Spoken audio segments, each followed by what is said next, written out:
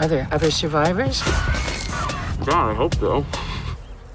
Y: The Last Man carries a dark and intriguing premise, as well as a handful of promising thematic elements, but in its first 3 episodes fails to fully resonate from an emotional standpoint. The story is effective in giving us a horrific landscape filled with incalculable death and despair, but its attempt to focus on almost every aspect of this specific apocalypse spreads the story too thin at points.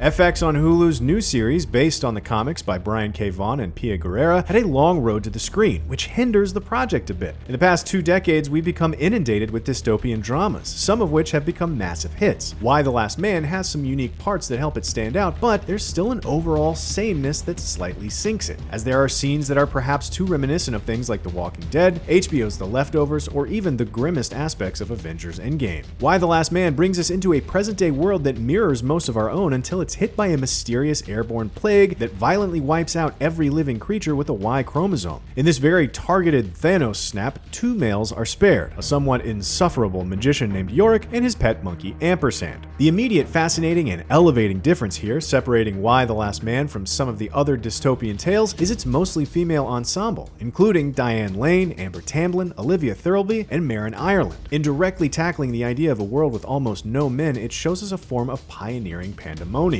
The other grand ingredient here is that Yorick, played by Ben Schnetzer, is kind of a loser. He won't get a job, but also won't exert any meaningful effort on what he claims to be his real passion. It'll be interesting to see how the theme of remarkably unspecial man is made the most special person on the planet moves forward after the first 3 episodes. But at this point, he's whiny precious cargo, especially as his mother, played by Lane, tries to stop every metaphoric dam in America from breaking. Hopefully, Yorick's journey is both one of redemption and realization, because right now, the juxtaposition of his tone and attitude with his mother's crushing duties as leader is almost comical. Lane is great as President Brown, and Tamblyn is perfect as the former president's pesky alt-right daughter, but it's Ashley Romans who really pops in these first 3 episodes. As Agent 355, or Sarah, Romans is able to cut through most of the absolute BS that the other characters run up against. The 3rd episode even ends with a very impactful moment centered around 355 and her direct methods, making for the most memorable part of the series so far. After its 3 premiere episodes, the show's now moved through and past its big apocalypse moments, paving the way for a potentially better story ahead. The battle to rebuild the world and Yorick possibly finding inspiration and inner worth is more interesting than actually seeing a civilization fall. We've seen that happen on TV and in movies a ton already, so Y: The Last Man will find its footing and, hopefully, greatness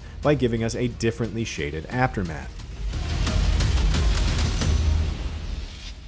Y: The Last Man thankfully gives us a few episodes to watch here at the outset, as the story doesn't begin to pick up and take proper shape until the 3rd episode. The tale definitely has unique elements and a ghastly hook, but the actual doomsday-focused moments don't land as provocatively as intended, given the overcrowded landscape of dystopian ruin in pop culture. That, plus the story's overall focus on the governing instead of the governed, makes for a sludgy watch at times, but there are enough seeds planted in these first 3 to bloom into something exciting and interesting going forward, and we're certainly left with one hell of a moment to chew on. For more, check out our reviews of What If and Dune, and for everything else, stick with IGN.